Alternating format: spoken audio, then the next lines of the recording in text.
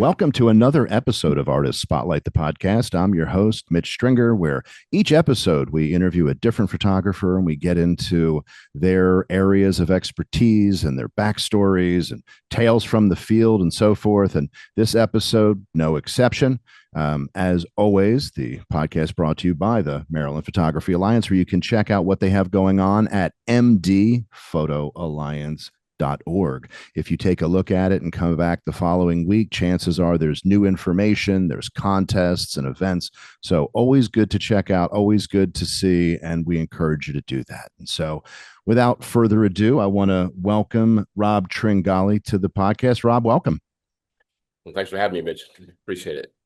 So Rob is a guy who years ago, when I started shooting Major League Baseball, and this is probably, I don't know, probably for me, it's pushing 20 years ago, which is like nothing for Rob. But I saw this guy who was like almost like a jackrabbit. Like he's here, he's there, he's in the on deck circle, he's in the dugout, and it was you, and you were everywhere all at once, it seemed. So, how has the sort of be there in the moment, capture the image? How did you, I guess, develop that, or was that kind of your curiosity early on?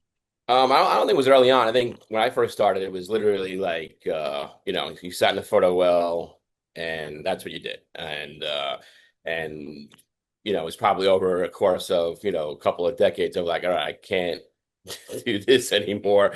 I have to kind of figure out how to like start to kind of like see other things. Yeah, because when I first started, it was film, it was like action oriented, and it was hard. I mean, it was like literally, you might sit there for a weekend just try to get, one good picture of, whoever, whatever athlete you were covering, or, if you were working for a magazine and what story you were working on. So it was kind of like, like you had to kind of sit there and wait and be patient. It was like almost like fishing, where it was like, you just had to just be patient. And then as time evolved, and I was kind of happy to like start to think about like how else could I tell these stories? And then that's where it was like I just have to kind of get out of the photo box and start to kind of wander around. I mean, not that I did that probably a little bit early on, and my curiosity, like, as you said, was there. But yeah, the curiosity of telling a bigger story and getting more, I think, sports photographers, like, at least when I first started, was like, the big lens was like the big lens. And it was cool to have the big lens of 600s to 400s. And that was it. That was 95% of what you shot. And, there was a coolness to it. You walked onto a football field, baseball, golf, whatever. And that's what you use predominantly most of the time. And I think as I got older, the intimacy factor kind of like started to weigh in. I was like, I wanted to get closer. I wanted to get in the middle of, like you said, the dugouts and the on deck circles, and start to really bring the viewer closer in a more intimate way, where it was like this kind of like, depth, if I could be, 3 feet, 5 feet from somebody and really encapsulate. And, as you watch films and you watch how directors, certain people, cinematographers, DPs shot their films, that intimacy was always like starting to kind of, trickle in my head. Like, all right, I need to bring people closer and not so much rely on the 400s and the 600 lenses to do that. And to me, there was a different, so yeah, so then it was like a challenge of trying to, walk around stadiums and try to get places and,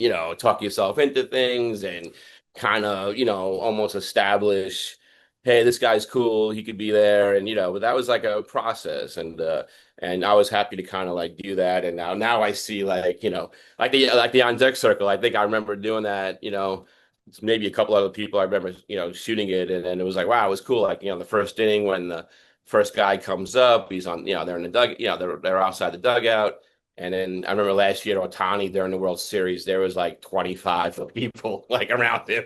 I was like, wow, this used to be my little haven of just like, it was me and maybe a camera guy. Now there's like 25 people that Fox had to be like, hey man, we gotta like clear it. So it's cool to see that happen. But yeah, the intimacy factor and being in the crowd and being, trying to get those moments, but really with, more like a 50 or a 35, and really kind of really bring yourself into those scenes, was ultra important to me. And I that's kind of what my thing is now, I think, just to try to, do more of that.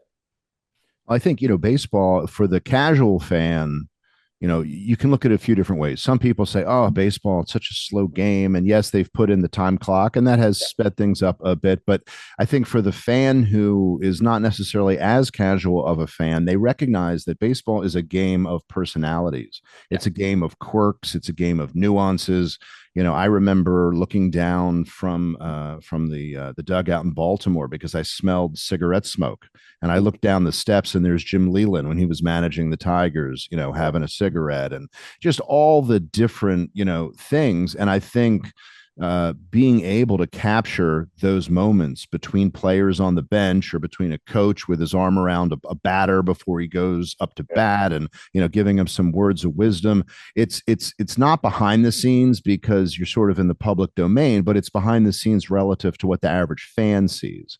No So I question. think it really humanizes uh, players because they are human, but it humanizes them at a time when all sports are trying to make the athletes bigger than life and almost like brands themselves. And some players do it to themselves because there's a profit motive and it makes sense. But when you can get, behind the scenes or those, call them intimate moments, it humanizes the people and it brings that home. And I know that, in your work with Major League Baseball, how do you balance that need to show the news, the play at the plate, the diving catch with those moments between player coach or player? Yeah, I think you have to kind of accept the fact that you're going to miss stuff. I think you have to kind of divorce yourself that, hey, I'm going to miss the play of the day, like the home plate slide or the outfield catch. I think you have to kind of accept that. And then, luckily when we're doing bigger events, like, we have other photographers and you're like, all right, I'm going to be the guy who's roaming around doing the cool feature stuff. But yeah, honestly, it is like, but sometimes when you are flying solo, I think you have to accept that. You have to accept and be okay with it. There are times where you're like, wow, I would have been in the photo box and got that great, slide or catcher, collision, whatever it might be. But I think you have to kind of, really accept that and understand that, if you really want to be like your own like brand as a photographer, which I think now you have to kind of be, Mm-hmm. you have to kind of, really be okay with like I have to kind of tell my story. And I think I remember when I'm going to go back to like my ESPN magazine days when I think my first assignment, I shot it like a wire service guy. Like I wanted to like make sure I got every touchdown and Mm-hmm. every Sure. sack or whatever. And I remember my buddy Jim Serber was, one of the senior editors there at the time. And he looked at the stuff and he said, man, I got to be honest, like, you kind of shot that like a wire service photographer. And he's like, we're hiring you because of your vision. Like what we can get those pictures from Getty, AP if we need them. We need the picture of the game-winning touchdown. We can find that. Like that's Sure. not what we're hiring you for. Like we're hiring you to like, bring your vision to the story. And that always stayed with me forever. Like, all right, I have to kind of bring what I feel, what I see to every assignment I bring. That's the only way I'm going to be able to differentiate myself, but also make myself more valuable. Where you want to be hired because of what you bring to the table. You're not just a guy, a warm person, warm body to pick up a credential. You are, you're special for that assignment. And it's why you want to, you want people to hire you for those things. It creates value in what you bring to the table. So once you understand that and you start bringing that, into the mindset, it becomes easier to like, all right, I'm leaving where 12 people are sitting in a pen and I'm going to go do my own thing because that's what the person who's hiring me wants me to do. Mm-hmm. And it's also what I want to do. So that kind of thing I think helps. But again, it is difficult to kind of walk away sometimes and like, why am I doing the right thing? Why are like there's 15 people right here and I'm walking, a completely different place. But there's you become more and more comfortable and also more confident that you're making the right decisions, you know, for, what you feel is important to you and the story and the client who's hiring you.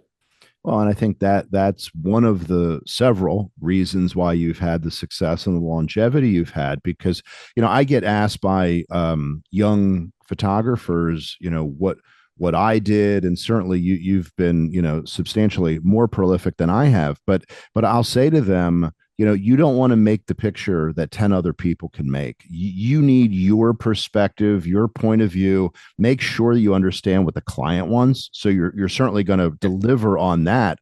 But then once you've done that, find your vision, because long after you're working for this team or that team or the other team, if you want to continue in photography, it's going to be your vision that's going to really allow you to make a living and not just simply get the bat on the ball that was a home run in the third inning. And I'm sure you get asked a number of times from people, for advice or suggestions. What kind of things do you hear, and what kind of thoughts do you share with people when they do ask? Yeah, no, exactly that point. Literally, like, I mean, I understand when you're first starting out, you want to get all the outfield catches and the plays. You want to feel like you're doing, I always remember people asking me about credentials, like, oh, I want to get a credential so I can go shoot in a photo box. And yeah, great. But like to me, it was like that's not gonna like, you're almost better off just like wandering around the stadium and shooting as opposed to like, shooting next to 12 other people and getting the same picture. But I do understand. I mean, we're all there. I'm not, completely I definitely understand why somebody would want to do that. But yeah, to your point, I think the greatest thing as a photographer and artist is you can have is when people look at your work and without seeing the photo critic, they know that it's your image or your style of image. That's probably when people have come up to me and say, "Oh man, I didn't even have to look at that photo credit. I knew that was your photo." I think that's when you really reach the point where, hey, I'm really, I'm onto something. People are like seeing my vision, seeing how I compose stuff, I light stuff, whatever it might be.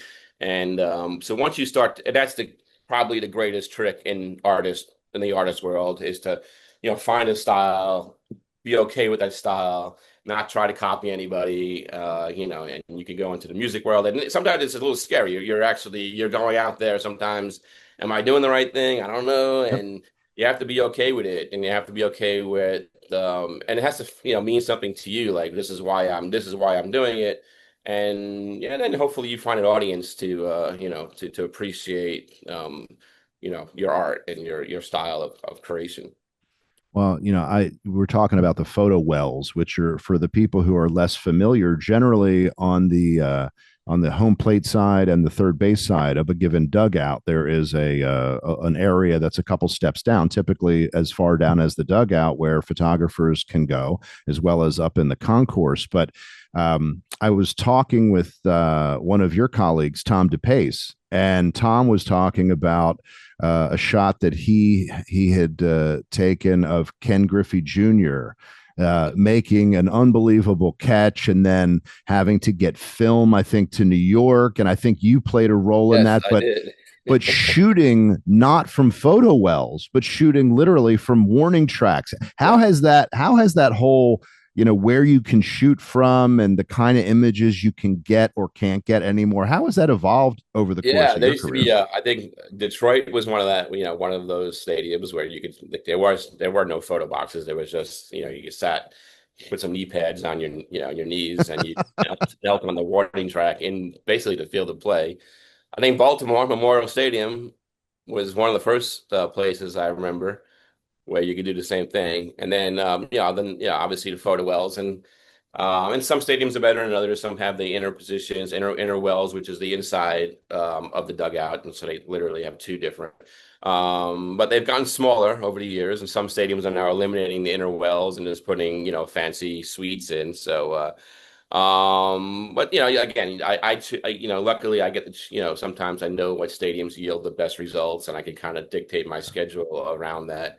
So yeah, they have, but yeah, going back to the Detroit story, that was a good one. I don't know if Tommy, He went over yeah, the whole thing yeah, step by it was step. wild. Yeah, and I'm sitting there just to like, briefly just to, I remember Tommy put a 2x converter on his 400, which, to me, it was always like, oh man, it just seems almost impossible to get anything sharp with a 2x. Especially back then. And it's like, whatever it is, early, 90s, whatever, mid 90s. And And so he puts a 2X on, and I'm sitting right next to him. So yeah, I'm probably shooting like, whoever from the Tigers or whatever, Mhm.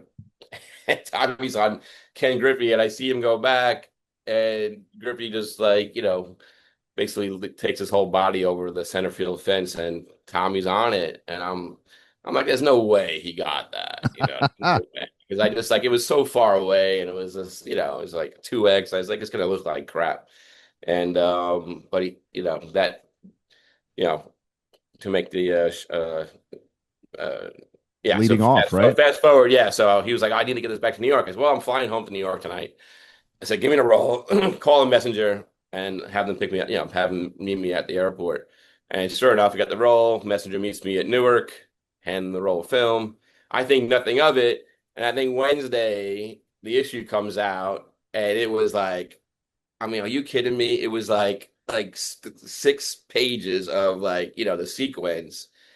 And it was one thing to get a double truck and SI, really nice, double Oh yeah. page.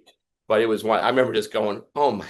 Every page, I was like looking at it, and it's a story we'll always share. And I'm happy to assist, ever so slightly in that. But at the same time, very pissed off that Of course that he got the shot, right? I was like, I was shooting like, Travis Fryman or something, and he's got Ken Griffey, iconic photo that, but yeah, the beauty of sports photography is there is no safety net. It happens, and you either make it, you don't make it, and yeah, but yeah, a good story. So let's go back a little bit because whatever people shoot, amateurs and professionals alike always wonder, how did it all begin for whoever the subject is? So for you, when was the first time you kind of picked up a camera with a clue as to what you do with that? Yeah, yeah. So backstory: my dad was in this bit. My dad started one of the first photo agencies back in the '70s, a company Okay. called Focus on Sports with Oh, sure. his partner Mickey Palmer. So I was around it as a kid. So I was going to Super Bowls when I was 7, 8 years old, around Walt Yost, Neil Leifer. But for whatever reason, it just never like never hit home like this was a career choice, like it was like, Sure. oh, it just seemed fantasy like, like, and my parents were divorced, so I was home with my stepdad most of the time, and he worked a, traditional Wall Street job. And so as time went on, and my dad would give me cameras, and I would just, just whatever. So I remember interning with my stepdad in Wall Street, and in the summers when I was like 16, 17. And then I knew like, well, I can't do this. This is not for me. I can't dress up in a suit every day and get on an express bus. And so I was like, all right, I gotta pivot pretty quickly because your dream of playing shortstop for the Yankees is now extinct, and you can't. Extinct. I like Yeah, that. I was I like, like that. if I'm not making my high school team, I'm pretty sure I'm not going to go pro. So, and then it was like, all right, what do I do? So I remember assisting one of his photographers. We went to a game in Washington, D.C. at our old RFK Stadium. And I remember flying down there, People's Express from LaGuardia to Oh like wow, there's an D.C. airline from Yeah, I mean, I yesteryear. remember, and the fact that you could, I always remember being still amazed at the fact that you could get on a plane, fly to another city, hop in a taxi, go to a stadium, and but I do remember walking into RFK and just you walk through the tunnel. I'm probably 17 years old, and it just hit me. I was like, all right, sign me up. Like, what do we do? Like, how do I do this? And it was more about, honestly, it wasn't even about photography. It was about, I want to be every Sunday afternoon, I want to be on a football field. Sure. I want to shoot the big events. And then I remember flying home that night. I was like, wow, I was in DC today. It was just like, and the guys that my dad had working for him, who was, submitting and whatnot, they had nice cars and they were flying around. They were making their schedules. I was going to be in Chicago next week, and the week after that would be at Miami. And I'm like, this ain't so bad as a career choice. And so I did go to I did apply for the School of Visual Arts for about to get a as I was graduating high school. And I went there for like 3 days, and kind of like, hey, I want to be a sports photographer. And they looked at me like I was, had like three heads. Of Like, wait, course. you don't even know what that is. And that's how I was like, all right, I left, and I ended up getting a night job back at my stepdad's company, and made money, and literally financed equipment, film, and I would just fly myself, get credentials, and I was terrible. I mean, I was god awful of a photographer. And like I remember my dad looking at some of my stuff and being like there's just, this is bad, And but yeah, it was autofocus. It wasn't there was no autofocus, it was manual focus, it was film. It's really hard. I mean, Oh yeah. and but I try. I mean, I would watch. I would go to games, and I would just watch the guys like John Beaver and some of like the SI guys, and I would literally just watch them and how they worked, And every game I got to see, I would see like some of the big SI guys at the time, and I just watched them, and then I would go to a high school game, and I would try to practice follow focusing, but I literally learned, I mean, I learned, and again, like yes, I had an in with my dad, and I got credentials, but it was a short shelf life of like being able to sink or swim. Like I had to kind of Yeah. like, at a point you have to prove yourself. And plus I was spending a lot of money. I was flying myself out to California, spending Wow. God knows how much I was spending, You're in your 20s at this time? I was probably like 18, 19. Oh wow. Okay. Yeah, Even I younger. was Yeah. really young. Yeah. Like, so yeah, but I was like, but I just wanted to be part of it and I wanted it so badly. And I literally just was like, and then eventually after a few years of just like practicing follow focus, I mean, and, manual focus and exposures and watching people, you start to kind of like feel it. It starts to come and you get a couple of like, yeah, but yeah, that's the history of it. Yeah. Well, you mentioned John Beaver and Walter Yost, and I guess in that era, and even to present day, were there Yeah. certain people that you kind of looked at and said, "Wow, Yeah, that's what John, I'd John, like." John was like, because I was, it was all action. It was like, Yeah. posters and magazines, and to me, it was like, it was the era of pinnacle, peak action. Mm-hmm. Receiver, ball, touching fingertips, Bo Jackson in, mid stride or Jerry Rice, and like, you know, it's so easy now. You just like, you put a little button, and we're talking about Bo Jackson at full tilt, Oh yeah. Jerry Rice in full tilt, trying to like, maybe if you're lucky, get two or three frames. And it was that like you had to get that Rydell like perfectly Right. tacked. Right. You had like that was it. It was either tack or it was not. So yeah, John. I think John was John Beaver was probably the guy that I'll be sitting next to him and it'd be receiver over the middle. My shot was like, the first fan in the first row in focus, and then I would get the magazine and his like, You're right. Perfect. amazing picture, perfect.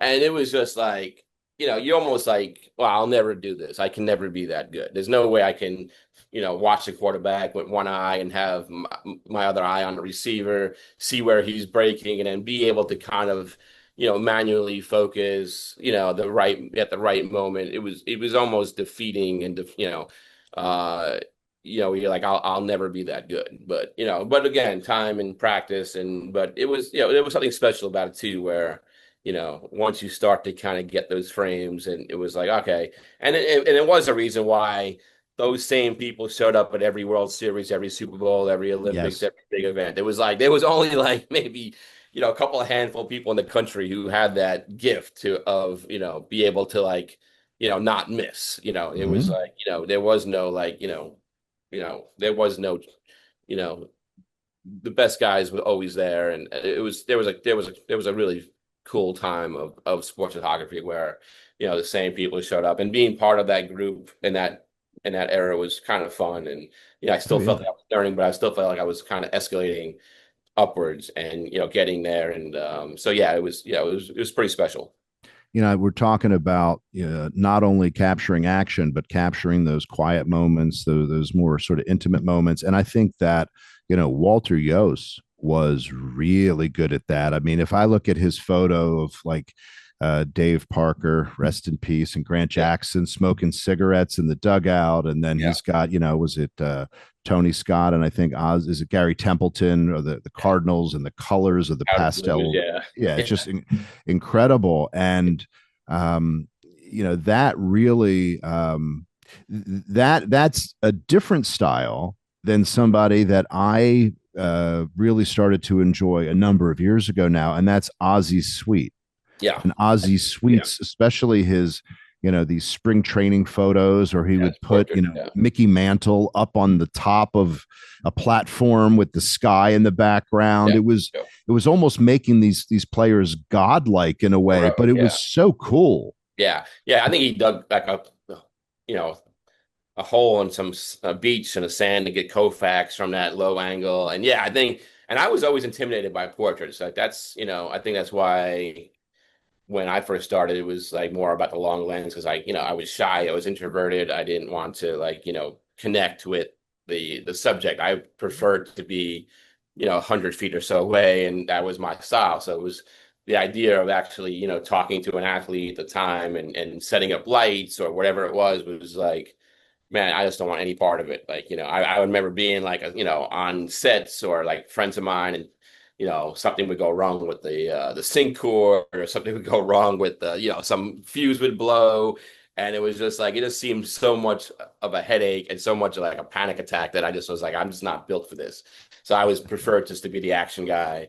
But it's cool that as time went on, it was like something that it was always in me to be like, I really have to kind of work on my portrait skills and my lighting skills. And that's something that, probably the last 10 years where I really, dove into that hard, and happy to know that at least I can do it, and feel very comfortable talking to an athlete now, and understanding that as somebody who's directing, you have complete control of the over the scene, and it's your repertoire with the person that's going to make or break the picture. And your lighting is important, but it's literally that dialogue and making somebody comfortable. But yeah, that took a long time though. That really, but it was looking at Ozzy's suite, and Walter's, how they made that, look so. And then looking at Walter's career, it was almost like he went from the action guy, and then he became more of an advertising commercial photographer, Mhm.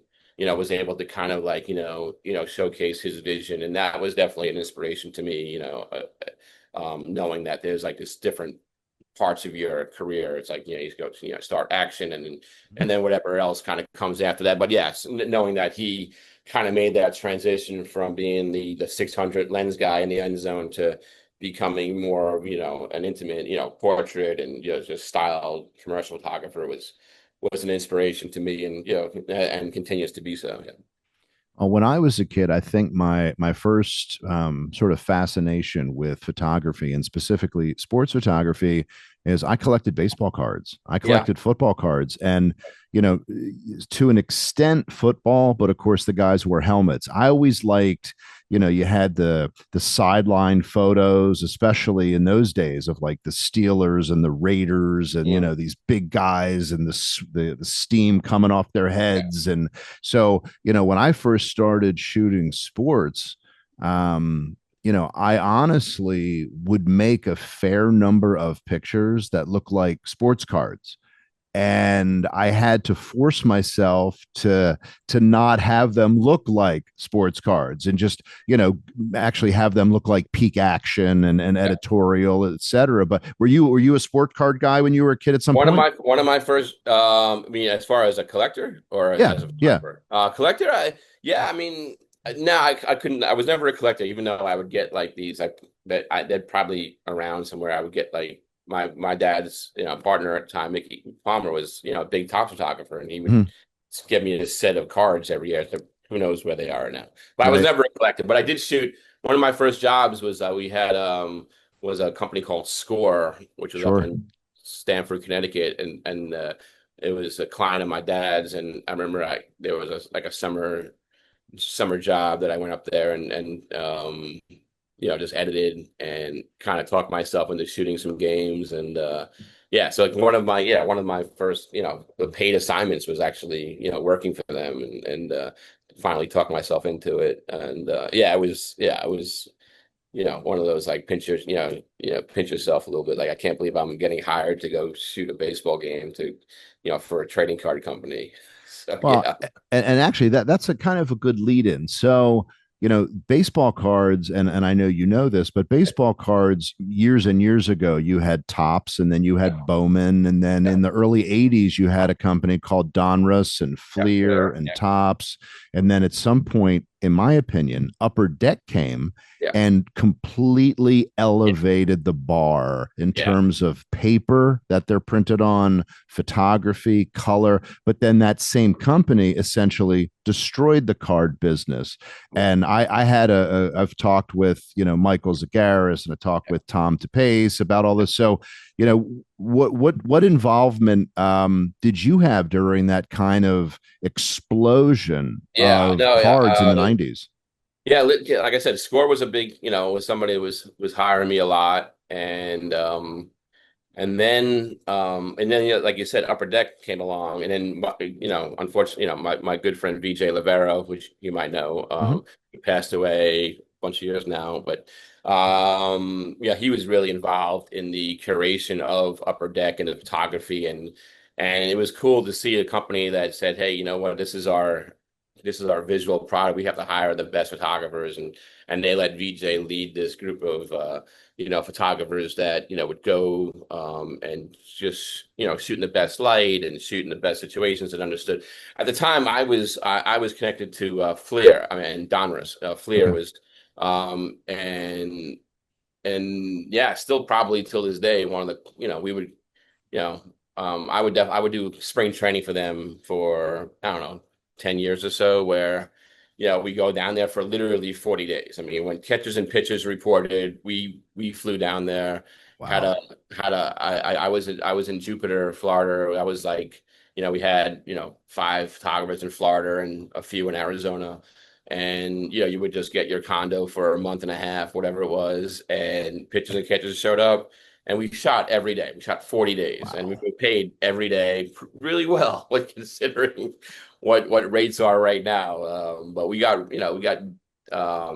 and it was film, and we would shoot, and we send it to the lab, and the next day, the film you shot the day before, would arrive, and you would, edit, and but it was I mean, the time of my life, honestly. I was in my 20s, and you're making a substantial amount of money for shooting, and there were times where like on day 25 that it was like, all right, there's this guy who plays for Double A, and he's out in some backfield, and and that you would go out there and shoot for like an hour, an hour and a half, and get the guy you needed, and and That then was the go home day. and play golf and eat oysters on, like, and it was like the greatest time in, it was like a great time in photography where, it was like a really this great balance of like work, but you also had time to, like, enjoy your life a little bit. But yeah, it Mm-hmm. was, I mean, you're talking about looking forward to, those 40 days, and, especially in New York and in the Northeast, like by mid-February, my winters were over. I would go down there and, come back, like, as the start of the season would start in April. But yeah, it was, and then all of a sudden the check would show up, and you would just, like, I remember just looking at it, like, what the hell, man? Like, that's crazy. It was like, and but it was fun. I mean, it was like you got to know, people knew you, and but yeah, and it was like, and it was cards, it was posters, and it was an amazing time of sports photography where, it was a supply and demand, and there was a lot of supply, and, there was a lot of demand, and, honestly, little supply, because, going back to the Bo Jacksons and the Jerry Rices and the Ken Griffeys, and, I mean, if you had a great transparency, a great slide of whoever, that image would sell over and over and over. It would be on a card, it would be on a poster, it would be in a magazine article. Nike might call you, Gatorade might call you. Like, it was, I mean, it was a very special time. And, I remember, like, you would almost, those images would never be in your office. They would go to like Sport Magazine, and then somebody would call you and say, hey, and you would call Sport Magazine and say, hey, those Bo Jackson images, if you're not using them, can you forward them to, somewhere Yeah. else? And they would just make their way around the country via FedEx, and it was all originals, and yeah, again, it was a really special time in that so a combination of assignments like Flair, but a lot of it was honestly, my life was, a lot of it was very stock oriented. It was literally like, I'm my own business, and I'll spend my money, and I'll fly myself, but I know the reward if I'm making great pictures, that they'll sell and keep selling, and the value. I mean, you're talking about backs of cards back then where they were paying like $200 for a little thumbnail. So you would Wow. sit on a football on a football field, you would sit on the bench and just like Yeah. literally knock off all these headshots because they were the backs of the cards. Yep. And you were like, I mean, no joke. I mean, it was like $200 a pop. You were like seeing it was like a cash register. It was like ding, ding, ding, ding. It was like, all right, I Yeah. got the defensive team, I got the offensive team, and I don't know. It was just a special time. Well, it's funny you say that because, now when I'm shooting NFL, I've got a whole little guidebook of headshots without a helmet. And it's Yeah, like it's essentially, here's an example of the headshot we want. Here's yeah, an example of the acceptable headshot, not as good as the other one, but still acceptable. Here's right. the other barely acceptable. Here's three examples of what's not acceptable. And you're like, all Yeah, right, I get it. I get I it. get it. So now, when you are not in baseball season, Yeah. are you still shooting other sports? Excuse me. I would say mostly, probably I really kind of just, a lot of it is physical, honestly, and we also started this creative studio called Runway 4 where it's more and more like conceptual, trying to do more things outside, more video based. So I would say baseball is my, one thing I have a contract with and then, do X amount of days a year. But yeah, where the seasons were, I think this is like post COVID where it used to be like, baseball season ended and football season, and then it was like some golf tournaments and then, an Olympic year. And it just became like a carousel of Mm-hmm. just like there was no way off. And I get that you can get caught up in that. And you just keep going and keep going. And there's no COVID kind of did force me, and I think I don't know, maybe a lot of other people to kind of like look at things a little differently. As you know, it's not the most financially rewarding, Mm-hmm. as it used to be like from somebody from my, what I understood what the value was. So that, I think you have to accept that and understand that if you really do want to be relevant, you kind of have to kind of do other things that, there's a higher value proposition. Sure. But yeah, and then honestly, I tell people this all the time. I think physically too, like 35 years of kneeling on sidelines, in Green Bay and Buffalo, your body can only handle so much. Yes. And I didn't, I'm 55 now, and I didn't, I don't know how Zagaris and Tommy does it too. I see them running around, and I'm always amazed, but. I didn't want to get to that point where I'm like getting, knee surgeries and back surgery and shoulder surgery. So I decided to kind of, and then also, I have a young, my son's 12 now, and I was a parent older later on, so being away on those weekends, and because you're Mm-hmm. doing it, we were doing a college game on a Saturday and a pro game on a Sunday, so you're away every weekend. Yep. So I think at one point I decided that from a financial, lifestyle, physical, because of my that it was time to kind of like break away from a bunch of stuff and just keep my and then baseball season now is going until November. By the time the World Series is over, Yep. and like I said, I did a few. We did a couple of stories last year for so I will do a share of football. Somebody calls for a feature, and we're doing. I will. It's just but that week to week grind. I just I mean I honestly I think I did a few games last year, and I just couldn't recover till like Wednesday, where my knees were like, ready. And then, and it is one of those sports where you have to kind of be low and kind of like, Oh yeah. you're gonna On the do it, move. you're gonna do it well. You have to really, be okay with, at least in my perspective, like, get on your knees and shoot that, like you said, those heroic shots, and they come from a certain angle, Mm-hmm.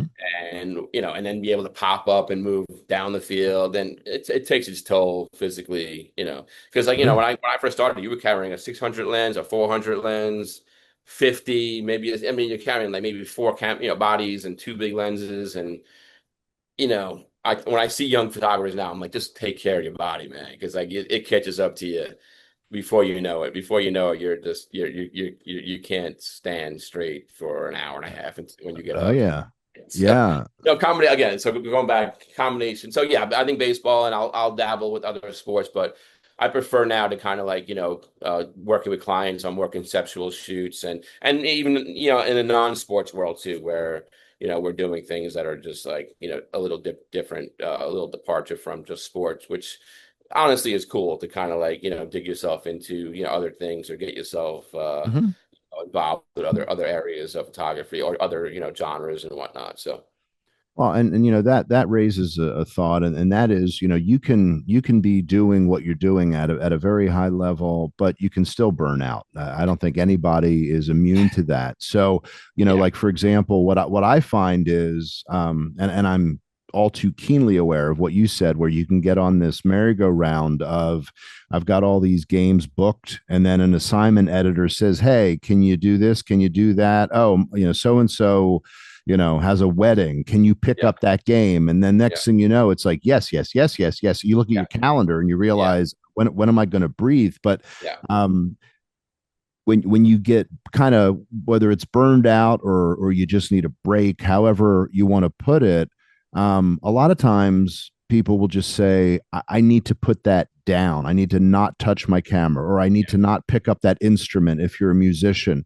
But yeah, then others will say, I love what I do. I just need to go photograph street photography or yeah, wildlife or yeah, travel. Are there other yeah, things you do when you're not shooting baseball with a camera, but it yeah. kind of re-energizes you for holding a camera, or are you away from it when you're I, away I, from? I'm the I need to depart from it and put it away. And you know, and you talked about burnout, and I do feel bad for the younger kids who are shooting for teams and leagues or whatnot because they're out there 6 days a week Yeah. and they're just grinding. And it's like, and it's not just going to the game. It's like getting the guys coming into the stadium with their street clothes on. I mean, Yep. they're there, 1 o'clock for a 7 o'clock game and staying. I mean, you're talking about burnout. That's burnout. And there's a reason you're seeing a lot of these, 3, 4 year cycles of like team photographers. You Yeah. just you just cannot. And like when I was shooting, 2 days was like a max. We only shot day games, so it was like, Mhm. in the film days. But you also needed, I think, you just needed to process the creative process of like looking at your images, seeing what you did, see what you did wrong, understanding like. So I think you needed those 4 or 5 days of the week just to kind of like, at least for me, that was my therapy was. I just need to kind of just chill and just look and take care of look at my images. Um, and yeah, I'm like, ask my wife about like vacation photos. Like I don't bring my iPhone. I mean, I'll do like, I mean, once in a while I'll bring out a camera, but I'm not the guy who's always got the camera on I just need that little like time just to like, I'd rather just see a moment and think about it. And all right, this is, next time this is the way I'll do it. But I'd rather just kind of process it with my brain and my eyes first than, always kind of, but I do understand like how other people approach it. But that was always I just needed that downtime, put the gear away. I'm not going to look at it for, Mhm. whatever. And then, but more like, and also I think also appreciating the moment sometimes. Maybe it's just you and your family, and maybe, who needs, why does it have to be, why does everything have to be like documented for, public consumption? Sometimes those intimate moments should just stay intimate moments with you and your family, or there are sometimes I'm just watching stuff and I'm just happy that, hey, you know what? I'm the only one who witnessed that. I don't need to photograph everything in my life. But again, I understand both, cams, but that was to me, I think mentally, because burnout to me is a real thing. Like it's a real deal. And and I think I've stayed, I think, it's been 35 years now. I think part of it has been like I knew when it was time to kind of take a break and it was time to kind of like, but I don't know if younger people can be afforded that anymore. I think they're just, they're in it, and this is what we need to, we live in a 24-hour news cycle. So there is no like, where my day, at least what I remember, it was Shoot magazine, came out on a Wednesday, and Mhm. it was more, it was, you had it was a process, and you could kind of, digest it a little bit. And there is really, unfortunately, there is no digesting, a process now. That like it is Yeah. kind of crazy. Like an image can be, its shelf life can be 20 minutes. You know, Yes, at the you long know, end. what I mean? Like guy makes a great catch and the game's over, and it might live for a little bit, but it is sad because like in my, again, when that shelf life was massive. It lasted, it could last a year or so and or longer. But now it's like, next day it's old news, and it's a shame a little bit, honestly, but it is what it Well, is.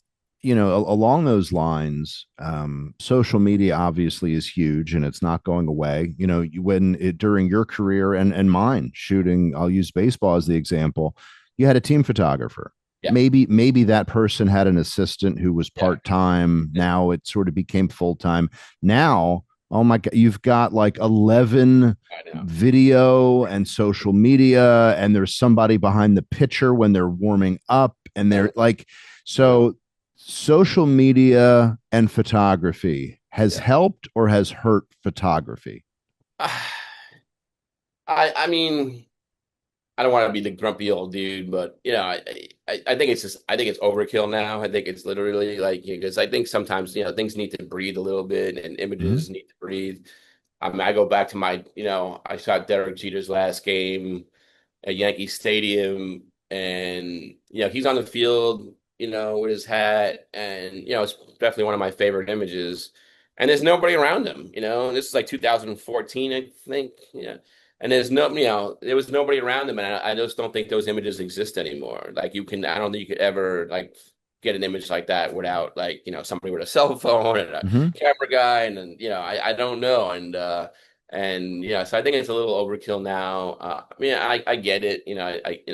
The teams need a lot of content, and I can be the grumpy old dude too that says I think a lot of it is taking advantage of people with like, hey, I'll give you a credential and get you access, and you can now give me for very little money, you can give me all the content I need. I think there's you know, uh, you know, a value proposition that is not being met by the teams, and I do blame a lot of some of these like these are billion-dollar teams that can afford to spend at least what the pay somebody what a fair market Mm-hmm. rate is. I'm not saying you Right. gotta, but I think there's a taking advantage of which I'm not completely happy with.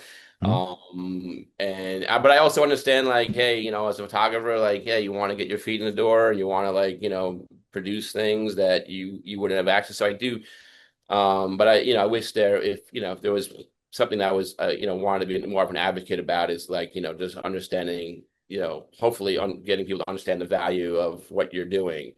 You're creating marketing materials for teams that, are worth lots of billions and billions of dollars, Mm-hmm. and there's a value proposition to that, and you would hope that you could at least educate. And that was something that I think was missing when I first started. Like, if you dared to sell an image under market value, somebody would call you up and be like, There'd be a hey, problem. I heard you like sold this image for whatever, or you took an assignment that was lower.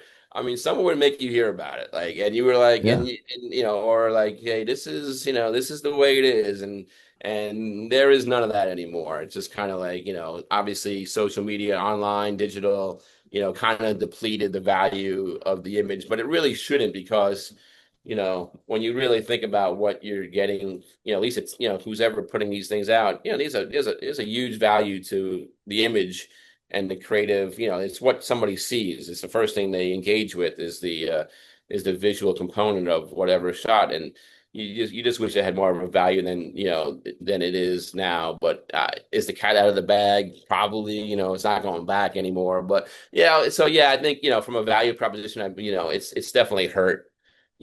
Honestly, it's there's no way around Yeah. it. It's hurt the market. Like, I mean, I would have talks like, you want, and the sad thing about it, when you get, to a certain part of your career is like, you would hope that you would, be able to kind of like pass the baton to somebody else.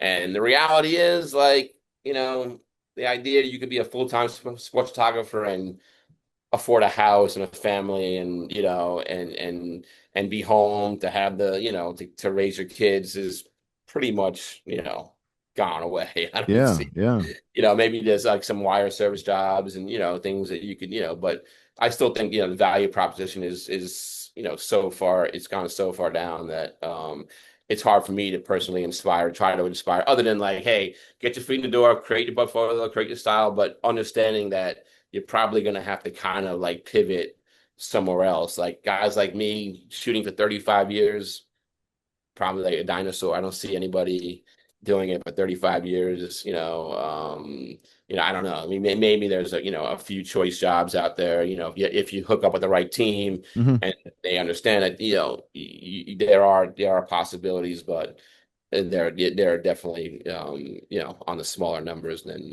you would hope that they would be at this point. Yeah, it just seems so weird that, if you think of the economic law of supply and demand, Yeah, there's more demand yeah, theoretically now than ever before. ever. It's not in the print medium as much, but online. But then I also look at it this way. It's like if we think about all the images we see and all the videos we see, Yeah, think about trying to get a drink out of a fire hose. It's so much more than we can even handle. yeah, So if I'm feeding you constant video and constant stills, just constant, it's on your phone, it's on your yeah, computer, it's everywhere. Like at some point, it's a blur. yeah, I'm getting this feed from fill in the blank team, but like yeah, I'll just pick a guy. Cody Bellinger made a great play yeah, the other day. Great catch, great throw, double play, game saving. I mean, on its own merits, it warrants maybe looking at a second time and really appreciating and thinking, yeah, wow, that guy can play some defense. But that's already been replaced in my head by 38 other images yeah. of God knows what. And so I don't even remember how close that ball was to the ground when he got his glove under it to catch it. It's like, are we asking as a public for that much content, or is there some notion that we just need it? I know I don't need it, but like Yeah. but I have a 12-year-old son that Sure. Right. Right. goes really fast. And, he, Yes. and he's and he's able to consume content and in a dazzling kind of way where I'm Yeah. like, are you even paying attention to what you're looking at? I mean, but yeah, so I mean, are we feeding the monster? I always think that things will kind of come, maybe kind of like Swing reverse back. course a little bit. I see more people shooting film now. I see more people, records and vinyl, and so you always, deep down, you wonder, like, will it be too much content? Well, you just need to kind of, will somebody finally be like, all right, we need to kind of like curate this a little bit better. Hmm. So maybe there will be a time, where someone's like, well, we're just, because I do look at these teams and I'm like, I can't tell if it's Yankee feed, Major League Baseball feed. Like, there's no really brand awareness to anything. Hmm. I don't even know. I'm not sitting there going, oh, that's the Yankee feed. It could be any Hmm. feed. There's nobody who's, figured out how to like, retain my attention that I'm, understanding the brand that's actually putting those images out there. It's just Hmm. literally like just throwing stuff out there. And and then you do follow when you do follow social, you do kind of find that there are companies that like understanding the actual storytelling element of the curation process. And but in sports it is literally like, hey, we're just blasting. And I think some teams do it better than others, but a lot of it is just like we're just throwing stuff out there. And if we get this many likes and this many comments, we're good. But I would challenge it. I think that I always will think there's a better way of curating these things. And but I also could be the 55-year-old guy who just doesn't get it anymore.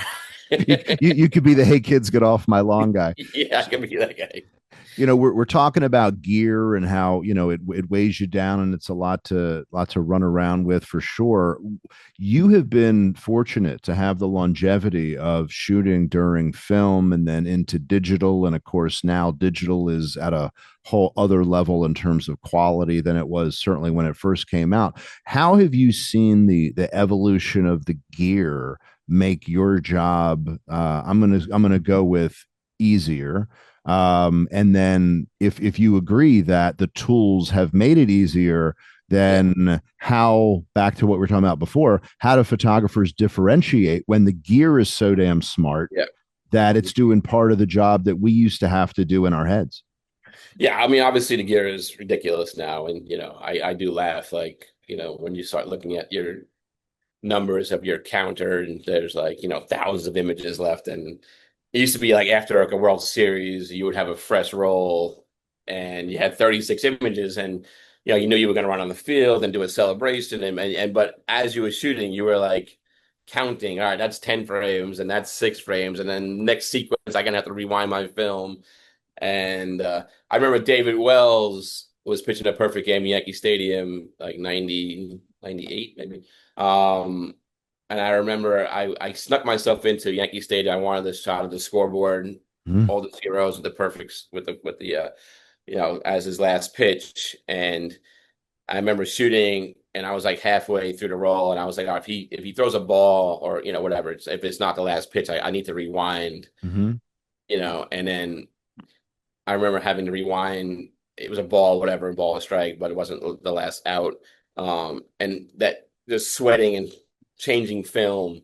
And I'll always remember that. And sweat's like pouring down my face, as I'm trying to change roles in between pitches, which was most of the time wasn't hard, but in that situation while you're on your Oh tippy toe. yeah. And David Wells pitched fast, so it was like, and now I kind of get a kick out of like, well, you don't even have to think about it, like and the things are the cameras are lighter, the lenses are lighter.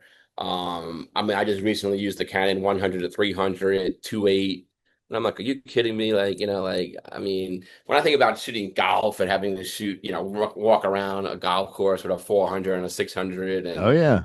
in the heat, and yeah, so all that stuff is incredible. But at the end of the day, though, it is kind of funny. At the end of the day, when you look at your work for the year and your portfolio, it just comes down it does come down to just that one image that is just better than everything else, and that's the bottom line. So even with the best gear, now you do have more options. It is easier, but I do feel, at least personally, I do feel like the images that I still create are at least the ones that I are special to me after the year's over. And you kind of rate yourself after to me, I do anyway. Like I kind of evaluate myself.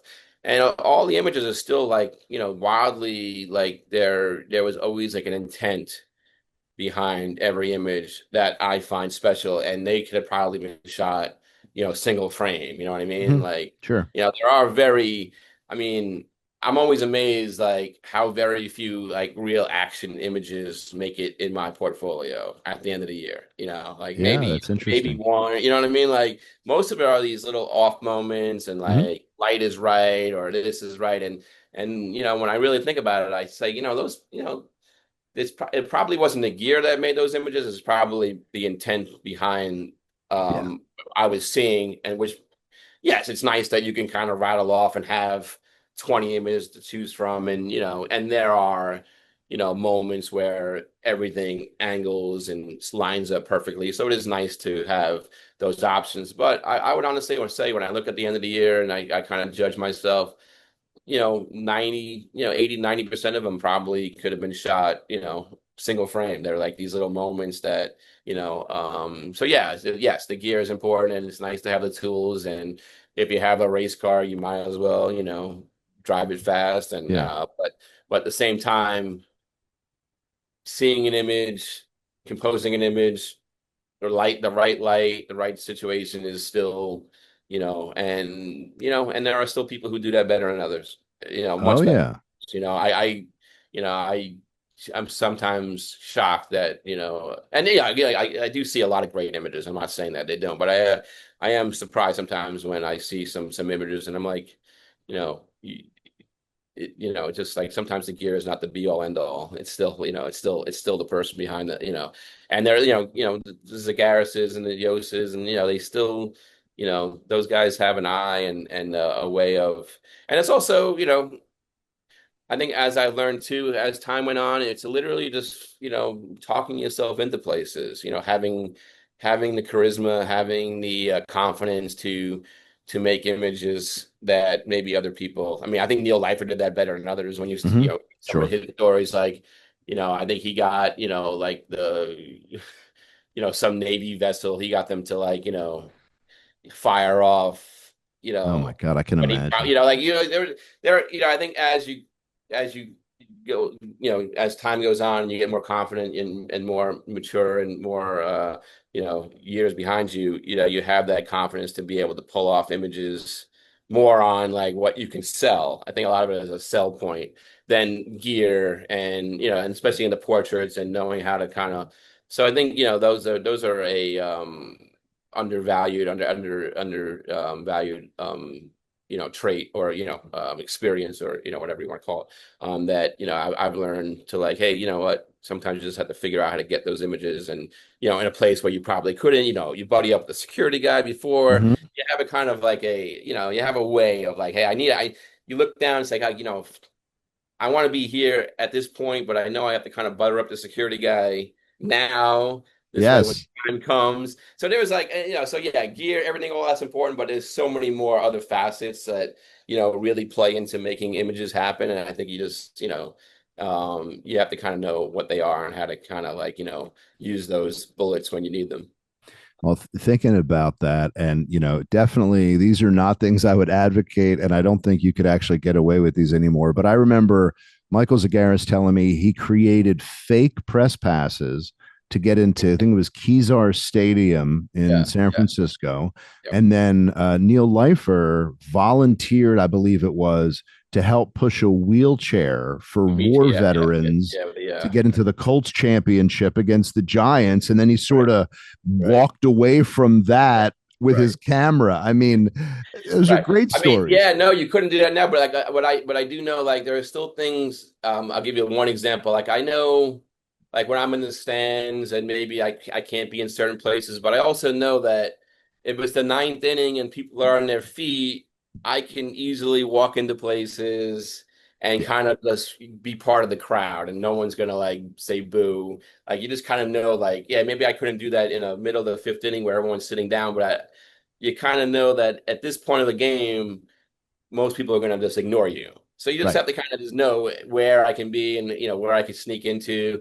And you just again, those are like experiences and being around and knowing when I could pull something off that I probably could have. So a lot of it is like as the game is unwinding, it's a constant thoughts, just constantly just thinking about like, all right, here's where I want to be in the seventh, here's where I want to be in the eighth inning, Mhm. here's and knowing what it's going to look like and sometimes you go into an empty stadium and you have to kind of envision what it's going to look like when it's filled or what's going to look like when Mhm. people are standing and understanding certain aesthetics about what's and I think those are just things that you have to be very aware of while you're shooting these things and so my mind is I mean always processing and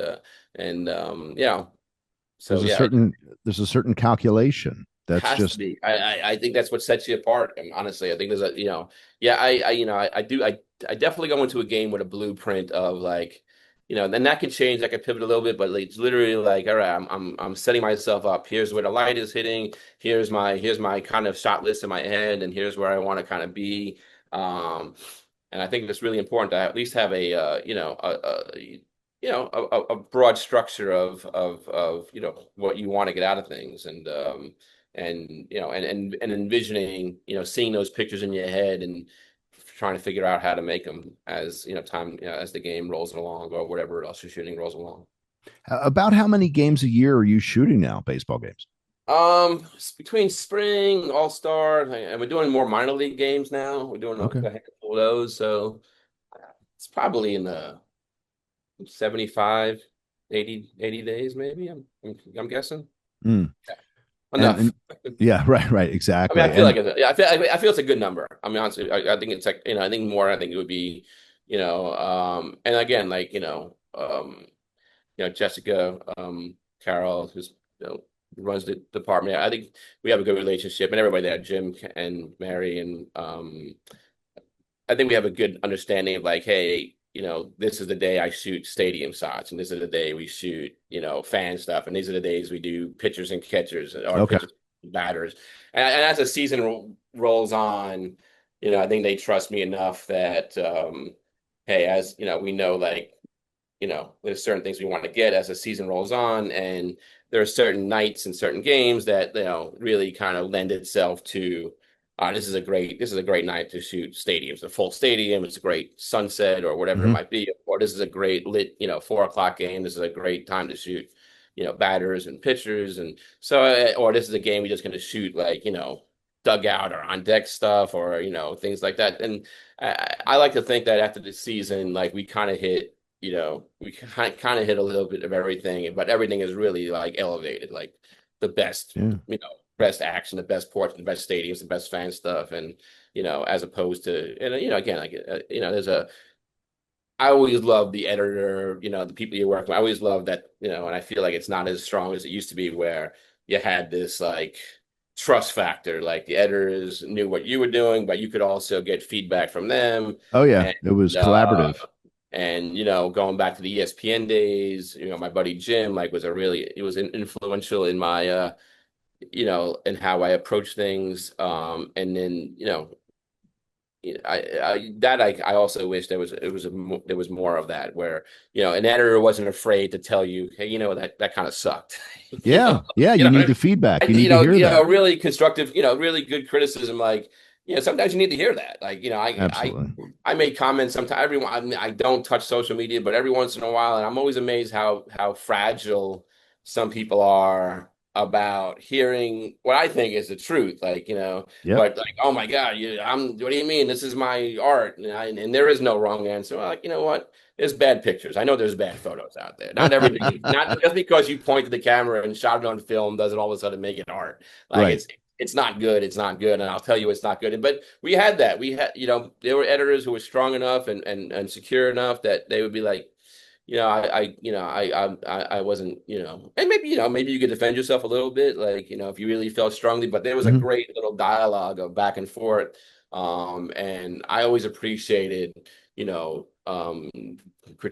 critique, hard critique. And, sometimes it was, and, I remember I remember climbing up a ski mountain in the Olympics and it was Alberta Tomba like in '92, and I made a night what I thought was a nice picture of him to me because I don't ski and I had to climb up, get up in the morning, take a bus, climb up a mountain with my crampons on, and I made and then I remember showing it in my portfolio, and and somebody was like, "That's it's a kind of a crappy ski shot," and I was like, "What do you mean? Like, what do you mean? Right. I had to climb up a mountain and I had to get up at 5 in the morning. And they were like, it's not great. Yeah. And like now I look back at it, and it's like, it was average at best. It was average. It was an average ski shot. But the story behind the shot was way Yes. more important to me. But to somebody else who's looking at it with, fresh eyes or doesn't know the backstory, they were right. It was an average ski shot. And, Yep. so I think you have to be willing to, find people in your life that can, as opposed to just all the Instagram friends who are going to be like, "Oh, that's awesome! I can't believe you got that." But you have to find some people that can give you those like really tough critiques that I don't care about the backstory. I don't care what Yes. time what time you got up. I don't care what you did. Like it's a crappy picture, and move on. And I think you have to find that. And I don't think there's that as many strong enough editors or people who have those people in our lives that can honestly critique the way an artist or a photographer really needs to hear. Like sometimes it's crap, and sometimes you need to hear about it.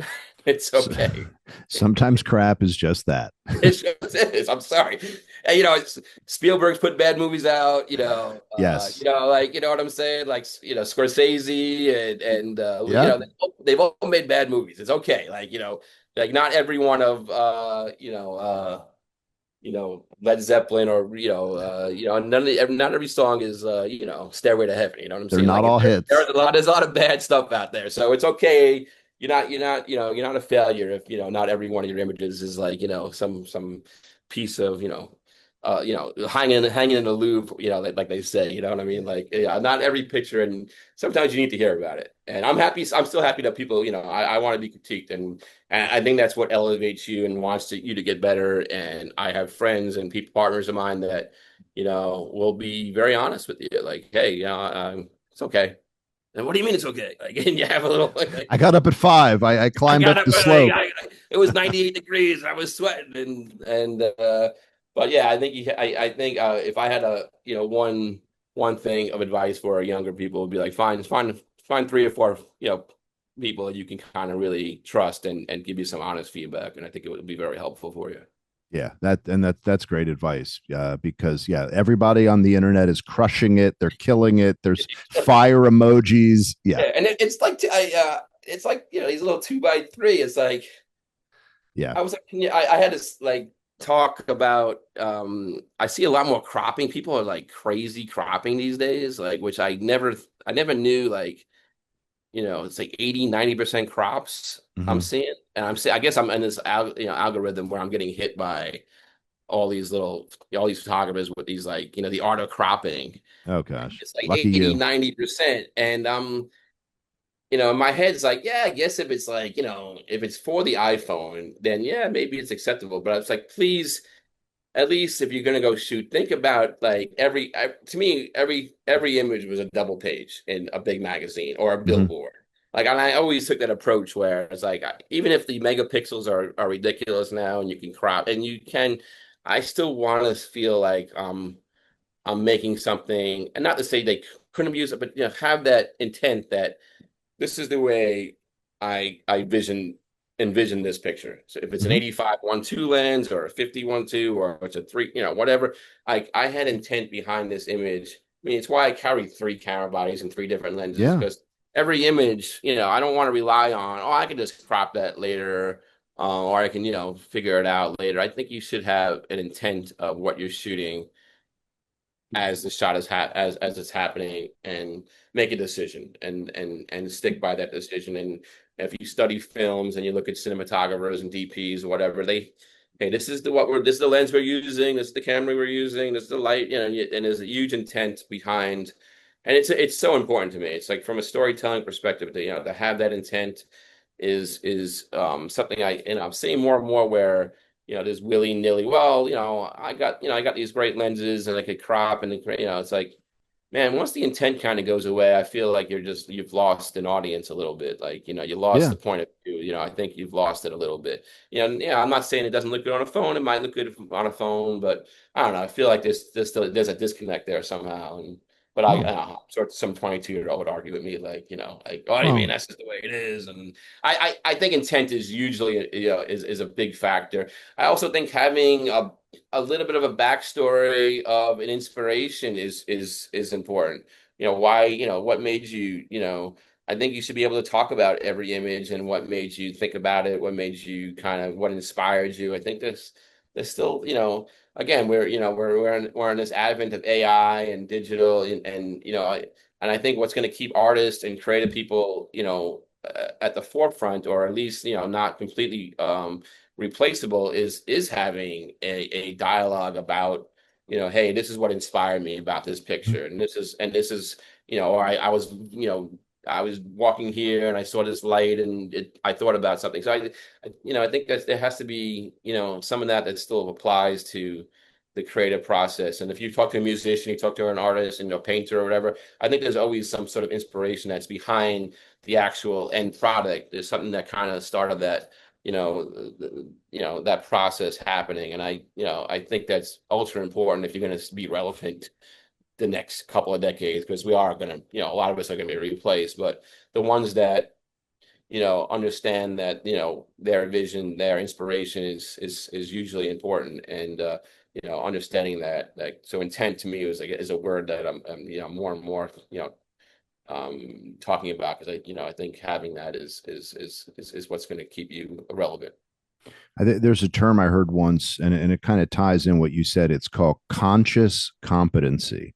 So Mhm. you not only doing it, whatever it is, but you know why you're doing it. Why? You know Yeah, how you're doing it. yeah, You intended to do it that way, right. because there's also subconscious competency where yes, you can compose a picture. Yeah, You can make sure the shutter speed's fast enough that it's not yeah, blurry if you don't yeah, want it to be blurry, but like understanding I use that lens yeah, at f1.4 because I'm trying to do the following. That's conscious competency. yes, You know what you're doing, you know why you're doing it. It will not always work out exactly as planned, but you knew exactly what you were striving for. no And I question. yeah, and that's where I think that the reverse of that is that expression we've all heard, which is spray and pray. Yeah, You yeah. just hold the shutter down and you're not sure what you're going to get, but you'll get something. You get something, and yeah, and right, and yeah, I mean that's it. I think you should at least have somebody. You should have a backstory. I mean, I just did a UFC fight for ESPN we were doing a story on the Octagon, and there was a, when you go back to the Raging Bull, Scorsese had this like one great detail shot of blood dripping off the ropes. Yeah, Really yeah. like Legendary. powerful, very graphic shot that I always remembered. And while I was shooting the UFC fight, I was like, I want to. That's a shot that I was trying to figure out how to make, and Hmm. try to get this is the detail, the blood, on the ring, or the fencing. And I don't know. I still think it's really important to understand, to have those, you want to, you want to have a dialogue with somebody. You want somebody to ask you a question like, "What was your inspiration?" Well, you want to be able to go back to something. I don't know. I think it's a huge part of the.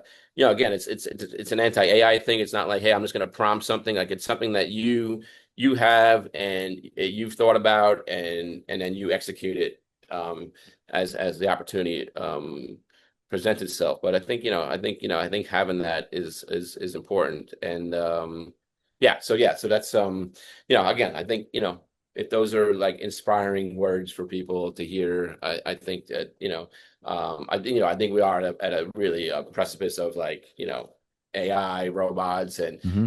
as an artist, I think you have to have all these things. Like you got to be ready for it.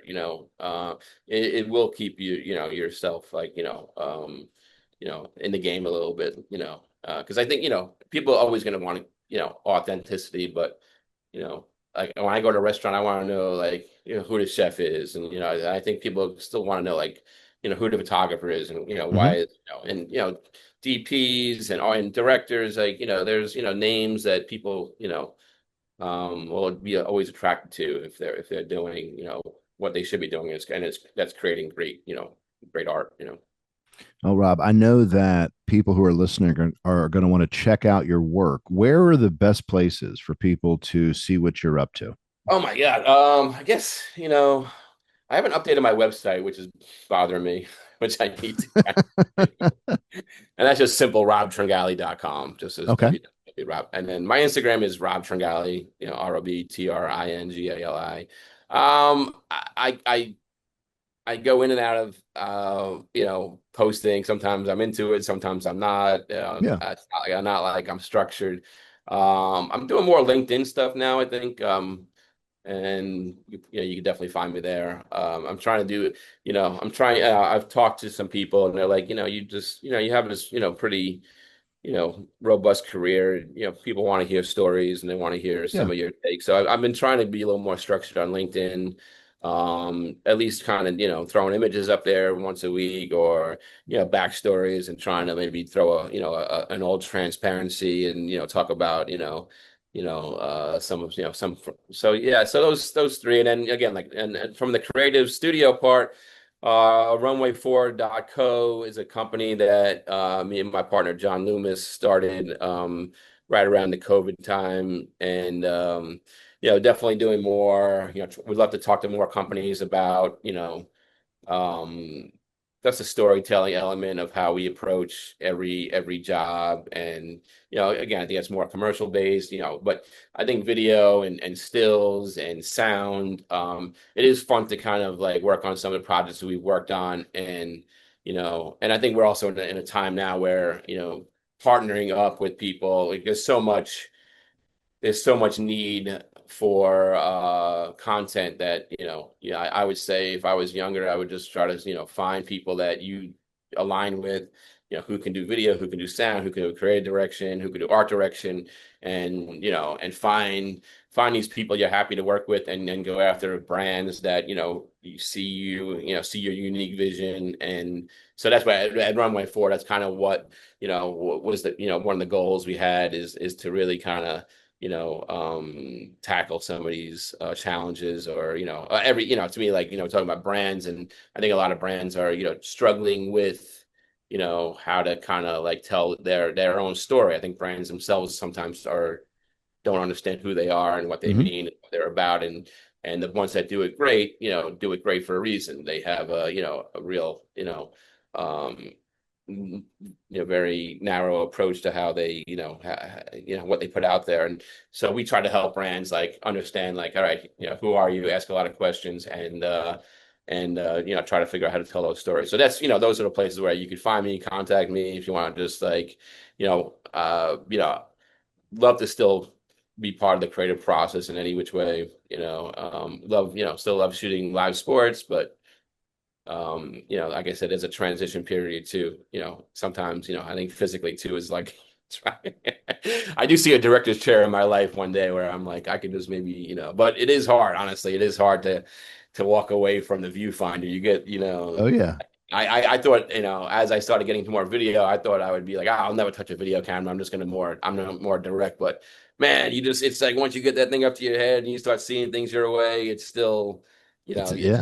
it's hard to put down. It's like a drug. So, but yeah, so that's where I'm at right now. And yeah, again, like, love to, always love to have a conversation with somebody about trying to do, and do something cool. I mean, really, at the end of the day, you want to always wanted to be around a process that the end product was really important and had to get there. So yeah, that's where we are. Very good. Well, I appreciate you being so generous with your time. It's been just really, really great to sit down. I know we do this at the ballpark, but it's just nice to sit down and do this. Yeah, So, no, so it's good to talk, and you definitely jog my memory on some things. So it's always cool yeah, to share. well, good. Well, good. And I want to remind listeners that we publish a new episode on the 1st and 15th of every month. So come back and check us out. Be sure to like and subscribe. That way, when a new episode comes, it just goes right onto your podcast server. You don't even have to think about it, and you won't miss a new episode when they go live. You can also go back and listen to past episodes. So definitely inviting you to do that. So until we talk again, I wish you great light. I wish you great shooting. Talk with you soon.